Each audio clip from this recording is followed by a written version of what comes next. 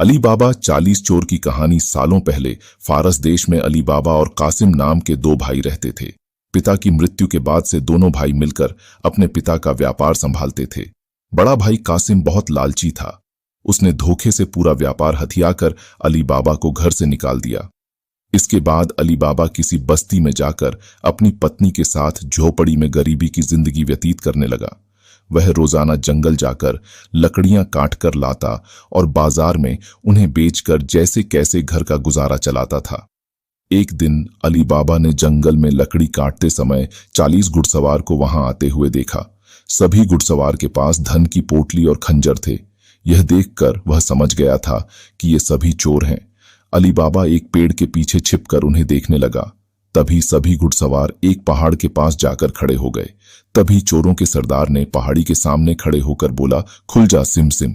इसके बाद पहाड़ में से एक गुफा का दरवाजा खुला। सारे घुड़सवार उस गुफा के अंदर चले गए। अंदर जाकर उन्होंने बोला, बंद हो जा सिम सिम, और गुफा का द्वार बंद हो गया। यह देख अली बाबा दंग रह गया। कुछ देर बाद वो दरवाजा फिर से खुला और उसमें से वो सभी घुड़सवार निकले और वहां से रवाना हो गए। अली बाबा यह जानने को बेताब हो गया कि आखिर इस गुफा में क्या है और वो सब यहाँ क्या कर रहे थे। इसके बाद उसने गुफा में जाने का फैसला किया।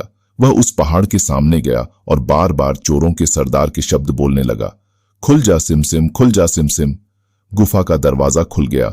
अली बाबा गुफा के अंदर गया और उसने देखा कि वहां सोने की गिन्नियां, अशर्फियां, गहने आदि रखे थे।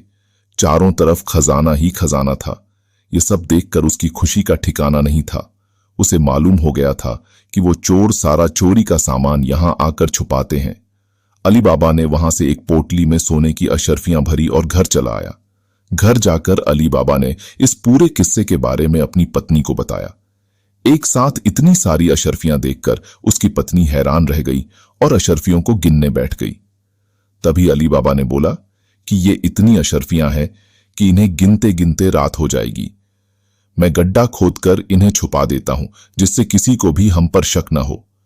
अली बाबा की पत्नी बोली, मैं इनकी गिनती नहीं कर सकती हूं, लेकिन अंदाजे के लिए इन्हें तोल तो सकती हूं। अली बाबी की पत्नी भागती हुई कासिम के घर गई और उसकी पत्नी से गेहूं को तोलने के लिए तराजू मांगने लगी। यह देखकर कासिम की पत्नी को उस पर शक हुआ। उसने सोचा कि इन गरीब लोगों के पास अचानक उनके पास इतना अनाज कैसे आया। वो अंदर गई और तराजू के नीचे गोंद लगाकर लाई और उसे दे दिया।